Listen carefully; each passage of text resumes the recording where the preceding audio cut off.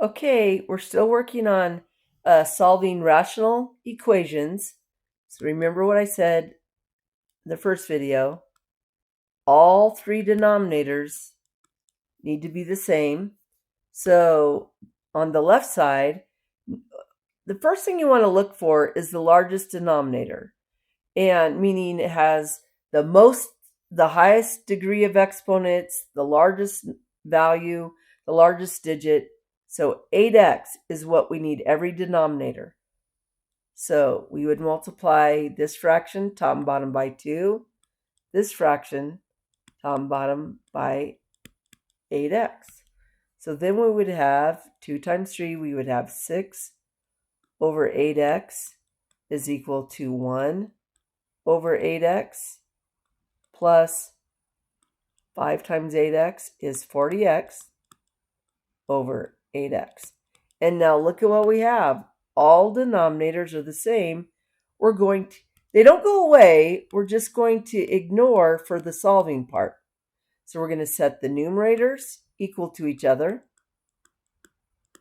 And since we want to get the x term by itself, we'll subtract 1 on both sides. So that gives us 5 is equal to 40x. To get the x isolated, the inverse of multiplying is dividing. So we're going to divide both sides by 40. And 5 and 40 both have a 5 in common. 5 is 5 times 1. 40 is 5 times 8. 5 divided 5 is 1, so it cancels. So 1/8 is the x value. Also, in case you're ever asked which value can x not be, it's whatever value would cause the denominator to equal 0. Well, if there is no plus or minus sign in the denominator, so our x can't equal 0. But now we also have to remember to do the check.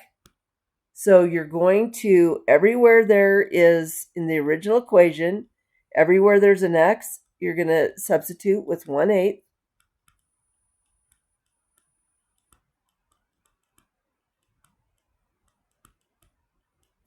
All right, well, 4 times 1/8, that cancels to 3 over, 4 goes into 4 once, 4 goes into 8 twice.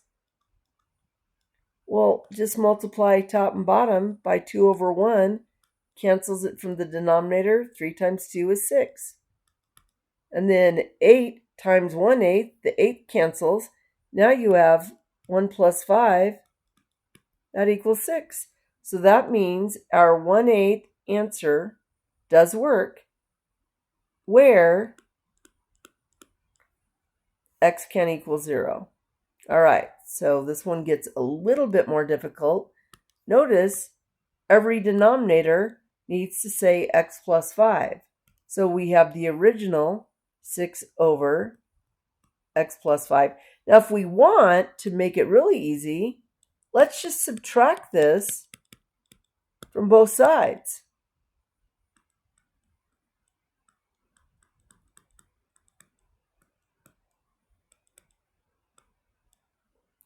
Well, since they have the same denominator, we can subtract. 6 subtract 1, that leaves us with 5 over x plus 5.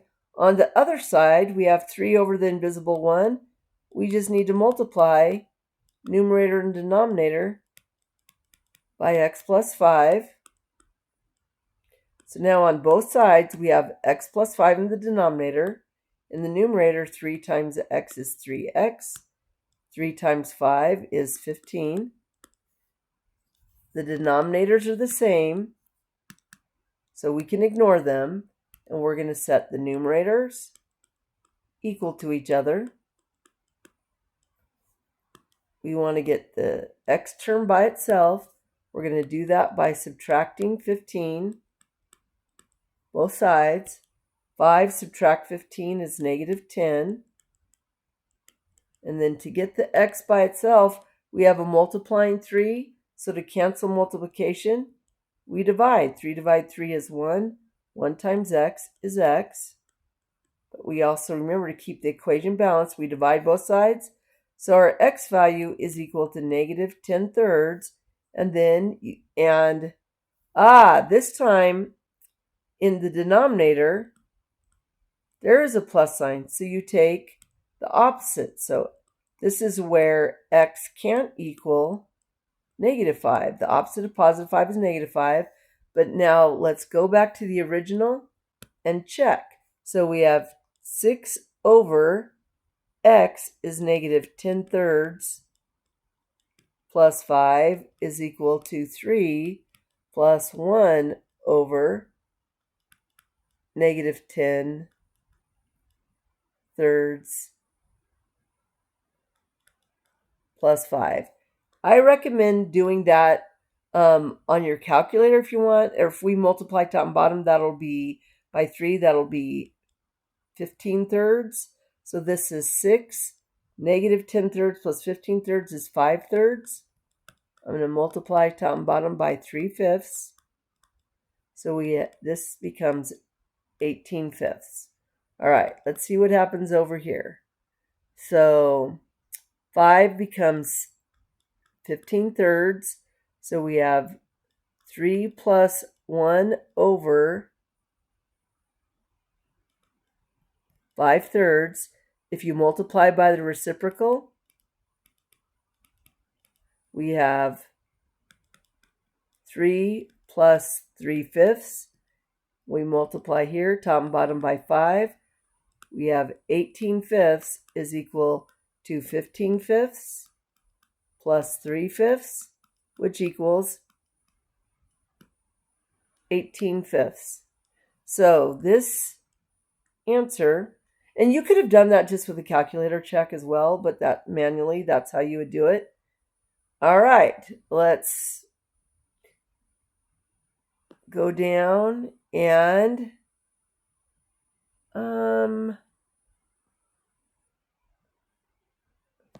let's come down to number 13. Okay, so the largest denominator is 2x squared. So we'll have to multiply this one top and bottom by x squared, this fraction top and bottom by 2.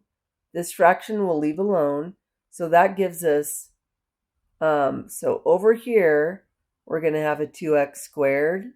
In the numerator, we'll have x squared plus 16 is equal to x squared plus 10x plus 24 all over 2x squared. So this is another one where there's no plus sign or subtract sign in the denominator. So this is where we're going to say where x can't equal 0.